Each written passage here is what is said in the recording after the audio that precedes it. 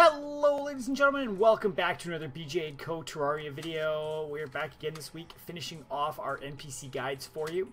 So today we're going to talk about all of the hard mode specific NPCs as well as the random ones that can show up in the world besides the traveling merchant, which we talked about last time. So let's get on into this. First things first, we've got the lovely wizard here. So the wizard is found in the cavern layer. Once you've hit hard mode, you just kind of gotta walk around and find him. And what do we have?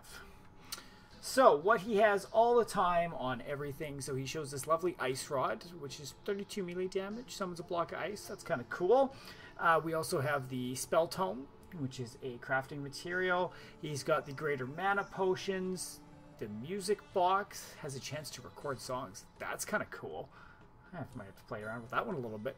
He's got the bell here, which is another crafting material, the harp, the crystal ball, which is a wonderful thing that you can use to create the endless quivers and such, so definitely worth the pickup if you can. During Halloween, he will actually do the wizard's hat, and then he always does this empty dropper material for console or for desktop as well. So that's what he is. A pretty easy one to get your hands on. He will be found bound when you find him. So got some cool fun things you can do with the mechanic. Lots of cool things that you can craft at the crystal ball as well. But that's it for the wizard. Let's move on to the tax collector. Okay guys, so our tax collector right here, Mr. Ronald, when you click on him, once you've got him, he will allow you to collect gold and silver and all that fun cash. So cash is always good, but this is a little interesting guy to get. He only shows up in hard mode, and what you have to do is you have to go down to the underworld, so down to hell, and there will be these things called tortured souls wandering around down in the underground lair. What you have to use is use the purification powder, which you can get from the dryad, on the tortured soul, and he will turn into the tax collector and respawn up into a vacant house. You get 50 copper per real world minute for each NPC that's in a house, up to a maximum of 10 gold at a time per collect. So good way to get gold. A little bit interesting to go get. Tortured souls aren't the easiest to fight against, so make sure you got some purification powder splashing on their faces and you get yourself a tax collector. On to our next one. Oh, we're gonna go up top and look at Truffle. So if we come all the way over here, we've got our wonderful little gentleman in the mushroom biome. So Truffle here is one of the probably toughest ones to get in if you don't know what you're doing or you haven't heard about him, because he'll spawn in hard mode, but in order for him to show up, what you need to have is a vacant house that's got to be on the surface in a mushroom biome. So you can see here I've artificially made a mushroom biome just in my NPC area. Put some mud blocks down, put some glowing grass seeds, and eventually it'll spread to all of these and go on. And then I made a little house out of all mushroom just because I thought that would be completely suitable for him. So that is how you get him to spawn. In order to do this, you do need 100 blocks of mushroom grass, and mushroom plants. So not a small feat, but it's totally doable. In terms of inventory, if we take a look and see what he's got here, he always sells mushroom cap, which is a little bit of a vanity mushroom, strange glowing mushroom if you want to get a little baby truffle going on, the dark blue solution if you want to spread glowing mushrooms with the contaminator, the mushroom spear, which is a 79 damage spear, that's pretty solid right there, and the hamush, which is strong enough to destroy demon altars and 34 damage for an axe or hammer. That's pretty solid right there. And finally, after you've beaten Plantera, you can get the auto hammer here, and this is what you need to convert chlorophyte bars into shroomite bars, which can be used to craft some very end game material. And the wonderful truffle here, there is actually an achievement tied to getting him. It's called It Can Talk, and that's if you have him move in, you'll get that achievement. So that's pretty cool. A very neat one here that not many people get their hands on without kind of knowing how to get to it. But that's it for Truffle. Let's move on to our next one. We're going to go here and take a look at the pirate NPC, Redbeard on my world. And this lovely gentleman will spawn in your world once you have a vacant house, of course, in hard mode after you've defeated a pirate invasion. So you can have fun, kick their butts, and then the captains that you kill, well, one of them will come back and stay with you. But let's see what he's got here. So He always has the cannonball, which is a cool little item. I mean, you don't get a lot of versatility out of it, but it's just kind of neat. You can do it very decoratively, and it'll actually fire the cannonballs out of them, which is 300 damage. It's got a very fast speed, but the cannon doesn't shoot the fastest. So you can have some fun with that one. He always also sells the pirate hat, shirt, and pants if you're looking to dress up like that. And he can sell the sail always, which is a nice decorative things. You can make your own ships wherever you want. If he's in a ocean biome, so if you kind of set him up a house on either side of the world, you can get the parrot crackers from him. Holy crap, I can't talk today. When the party girl's around and you've defeated a mechanical boss, that's when he sells this lovely bunny cannon. I have no clue what it does, so I'll have to play around with that. And then if the party girl's around, you're in hard mode and mechanical boss is defeated on console, you can also get the explosive bunny, which is kind of cool. Explosive bunny on desktop, you do need to craft that yourself with a bunny and some dynamite. But that's what Mr. Redbeard here has for us, the Terraria NPC. Let's move on to the next one. Okay, next, ladies and gentlemen, we have the Steampunker. This one will show up in hard mode once you've beaten one of the mechanical bosses. And let's take a peek and see what she's got for us. This is one that can definitely take your wiring to the next level if you want to go crazy with it. So we've got the teleporter here, which she will always sell, and this will allow you to teleport between locations as fast as you want, as long as they're wired together. Beautiful if you're trying to get to the far ends of the world. Takes some time to run them, but it's so good. There's also the Contaminator, which creates and destroys biomes when it's sprayed and uses solutions in order to do so. Definitely worth the pickup so you can stop the spread of the Crimson, Corruption, Hollow, all that fun stuff. And then during different moon phases, she will sell the Steampunker hat, shirt, and pants. Each one comes at a different moon phase. She also has a jetpack, which she doesn't have sold right now because we're on the wrong moon phase. And that's that. During the daytime, she'll sell the Solidifier, which you can also get from King's Line Drops if you're looking... Oh, sorry.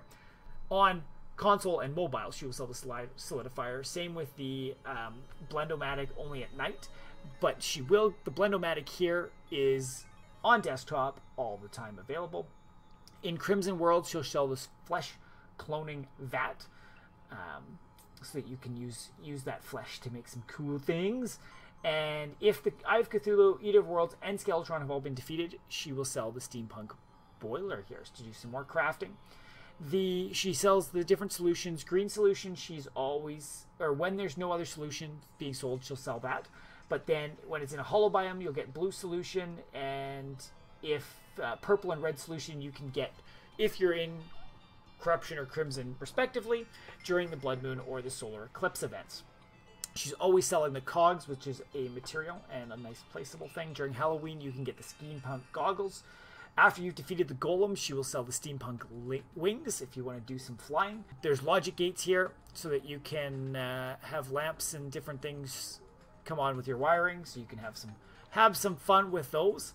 There's logic gate lamps here as well, on, off, or a faulty.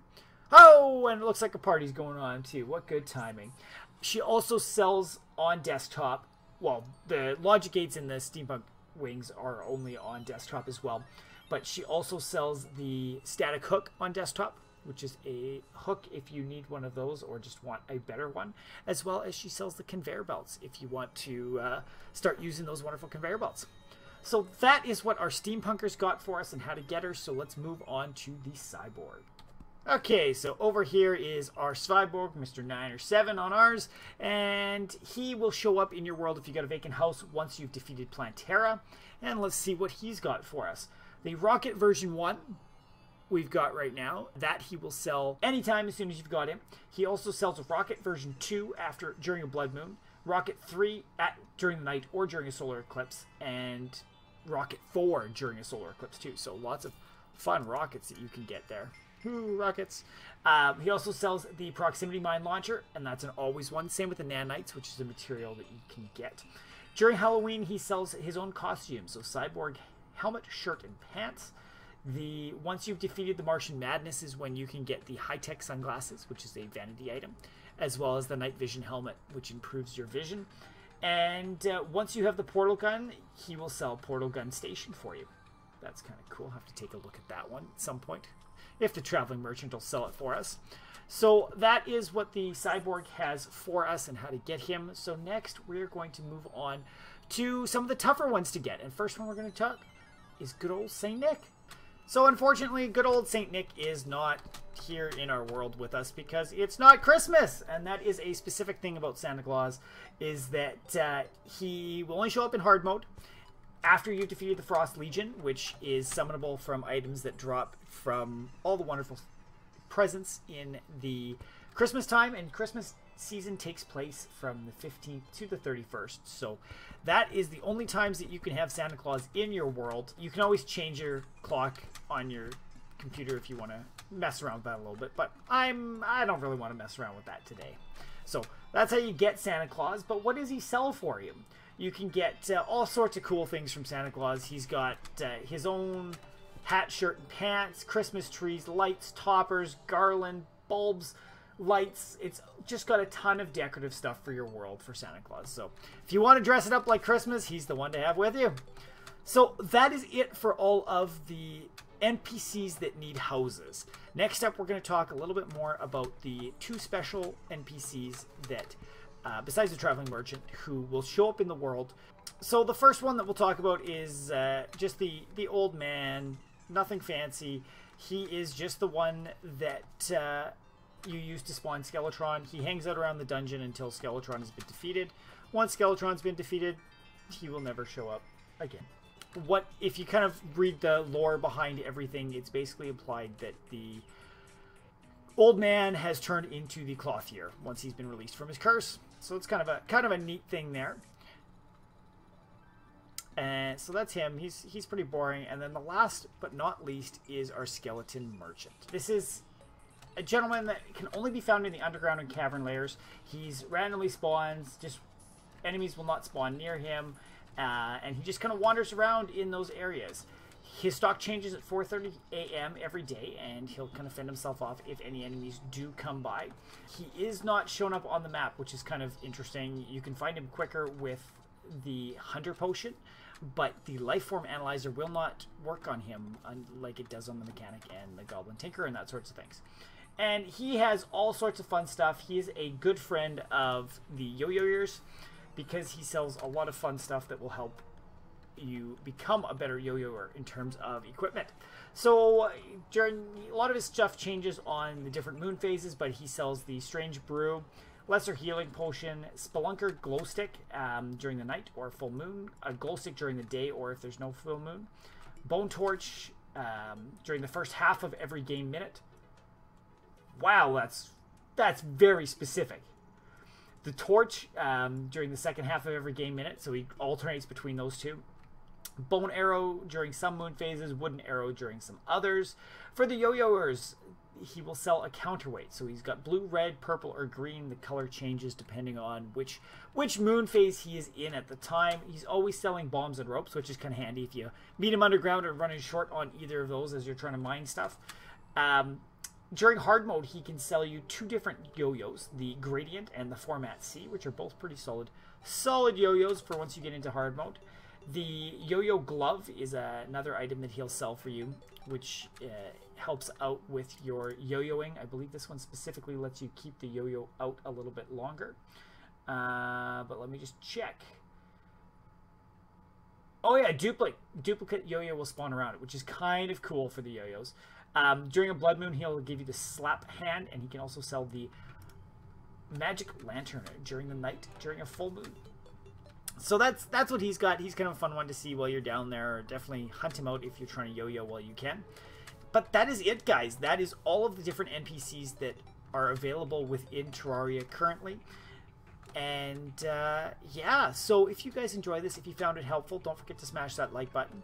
If you want to see more Terraria content, we always love hearing from you guys. Throw it down in the comments below. And if there's something specific you want to see or know about, throw it down there and we'll see what we can do for you guys.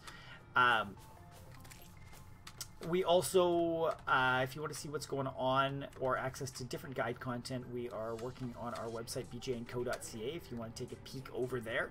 And if you enjoy seeing us and want to catch us live, you can catch us over on Twitch and YouTube on Monday evenings for our live streams. You can get notified of those by either following us on Twitch or subscribing on YouTube. So that's it for today, guys. Thank you very much for watching, and we hope to see you guys all next time. Bye! Always good.